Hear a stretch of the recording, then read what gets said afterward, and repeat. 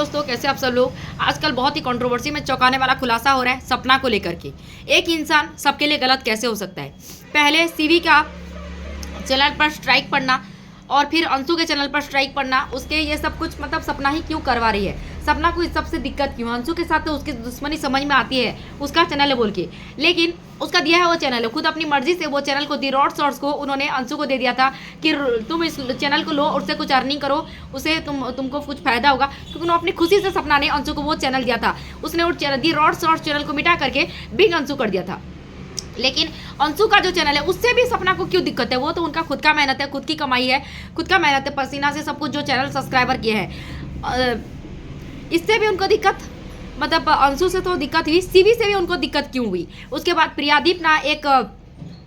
दीप blog से प्रिया दीदी, उन्होंने एक कॉल रिकॉर्डिंग, एकदम वायरल कॉल रिकॉर्डिंग किया है सपना के बारे में कि इनके लिए सब कोई हर कोई गलत कैसे हो जाता है, हर किसी के चैनल में स्ट्राइक कैसे पड़ जाता है और जो कि इनसे दुश्मनी लेता है। उसके बाद अंशु ने ये बताया कि मार मार करके इनका पीठ तोड़ दी थी, ये सब कुछ बोल के। और बहुत सिंपथी, ये जो इनका चैनल का मिलियन का सब्सक्राइबर हुआ है वो मतलब सिंपथी करके हुआ है, मतलब पति की मौत ये सब कुछ करते साल भर, तो बस पति की मौत का रोना रोना ये सब कुछ बच्चों को लेकर के। उसके बाद मरे हुए पति का एक्सपोज करना कि मेरे साथ शादी से पहले शादी से बाद मारपीट होता था, सूरज ने मेरे साथ मारपीट किया था। अगर वो इंसान जिंदा होता उसको एक्सपोज करते तो समझ में आता कि लोग भी बोलते हैं कि हाँ एकदम औरत होकर उठ करके खड़ी भी अपने पति का एक्सपोज क्या बोल के। लेकिन मरे हुए पति को बदनाम करना, उसका सिंपथी कार्ड खेलना, मूवमेंट कार्ड खेलना, ये को सही नहीं लगा कि मरे हुए पति जिसको आप सूरज जी हैप्पी बर्थडे सूरज जी के हैप्पी बर्थडे ब्लॉग्स बनाने के सब कुछ करती थी, उसी पति को एक जन में एक चंद के मौके पे आपने पूरा बदनाम कर दिया। और सही भी क्या, लोगों का एक पर्दा उठना जरूरी था कि ये लोग कैसे बोल के। हम लोग जितना सोशल मीडिया पे 10 मिनट का ब्लॉग देखते हैं, क्या रियल में वो लोग ऐसे हैं, तो अच्छा भी क्या सूरज जी को एक्सपोज क्या बोल के लोगों को तो पता चला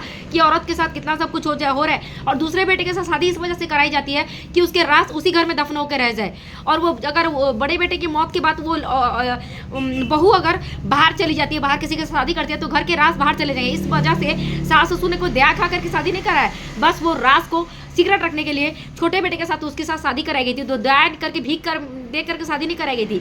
उसके बाद भी सिंपथी आंसू का रोना रोना, सिंपथी का एकदम ये करना, सब कुछ करके एकदम व्यूज छापे जाते हैं। उसके बाद भी ये सब कुछ रोना नहीं होता। राजवीर जी की मौत के बाद भी ये सब कुछ सिंपथी कार्ड, रोना धोना, ये सब कुछ चलता रहता है। और सभी के लिए एक ही इंसान गलत कैसे हो जाती है। सपना को हर कोई गलत कैसे बोलते हैं।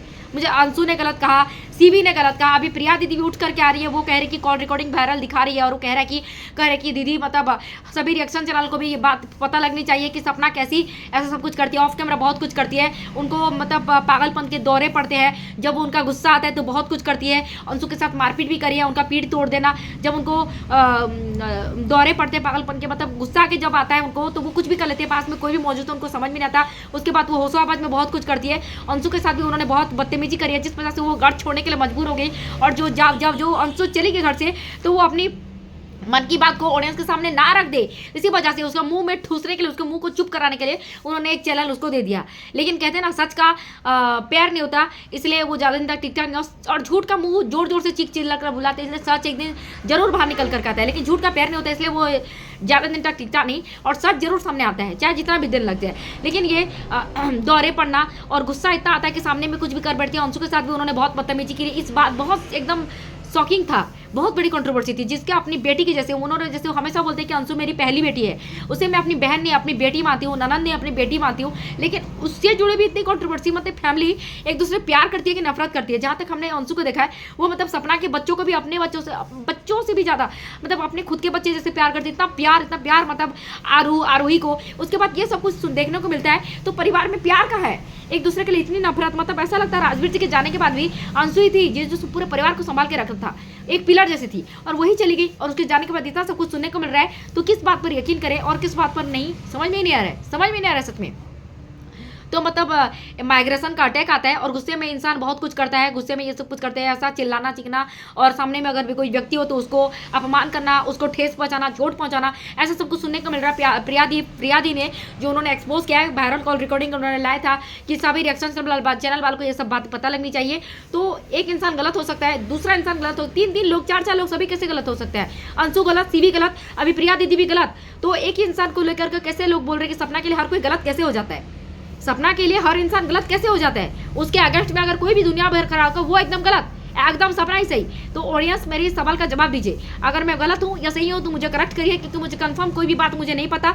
बस मुझे प्रियादी जो लेकर के आई थी, प्रियादी ब्लॉग्स वो जो लेके आई थी कॉल रिकॉर्डिंग वायरल, और जो चाहती थी रिएक्शन चैनल वालों को बुलवाना और चाहती थी, वही मैं आप लोग के सामने बोल रही हूँ कि क्या ये सही है या गलत, मैं ऑडियंस से पूछना चाहती हूँ। और ये रिएक्शन वीडियो से आई होप कि आप लोग की मिसअंडरस्टैंडिंग को मैं थोड़ी बहुत क्लियर कर पाई हूँ।